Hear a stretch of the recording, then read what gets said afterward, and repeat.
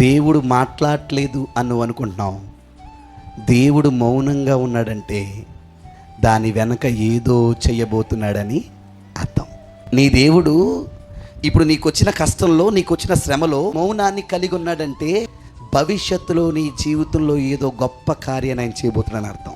ఎప్పుడు నువ్వు అనుకున్న టైంలో కాదు, ఆయనకొక టైం ఉంది. దేవుడు నన్ను పట్టించుకోలేదండి, నన్ను వదిలేశాడండి, నా బ్రతికిలా చేసేసాడండి, నా జీవితాన్ని నాశనం చేసేసాడండి అని ఎప్పుడు తప్పుడు కోతలు కుయ్యొద్దు.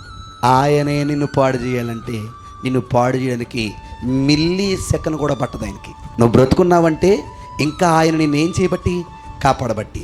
కానీ ఎందుకు మాట్లాడట్లేదు? నాకు ఇంత కష్టం వస్తే, నలుగురు నన్ను అంటుంటే, నన్ను బాధ పెడుతుంటే, నాకు శ్రమ వస్తే ఎందుకు స్పందించట్లేదు? కంగారు పడతావు ఎందుకు? కంగారు పడతావు ఎందుకు? నువ్వు కంగారు పడే కొద్దీ ఆయన రిప్లై కూడా లేట్ అవుద్ది. మౌనంగా విడిచిపెట్టు. ఊహించని రీతిలో ఆయన నీ స్థాయిని మార్చేస్తాడు. నిన్నెక్కడ ఎప్పుడు ఎలా పెట్టాలో ఎవరు తెలుసు? దేవుడు తెలుసు. ఈలోపు కంగారు పడిపోయేది ఎవరు తెలుసా? మనమే. అందుకే ఏమంటారంటే కంగారు పడకండి. యోసేపుని చూడండి. యోసేపు ఎన్ని దినాలు కష్టపడ్డాడు, ఎన్ని రోజులు బాధపడ్డాడు, చెయ్యని తప్పుకు నింద అనుభవించాడు, చెరసాల్లో పోయాడు, అక్కడ పడ్డాడు. కానీ ఏం చెప్పనా, ఆ దారిలో వెళ్ళాడు కాబట్టి ఏమయ్యాడు? కింగ్ అయ్యాడు.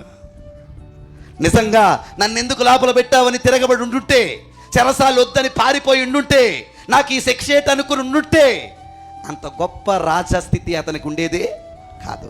అందుకే నా జీవితంలో ఎందుకు మౌనంగా ఉన్నావయ్యా అనుకో, ఆయన మాట్లాడే రోజు కోసం దీన మనసుతో ఎదురు చూడంతే.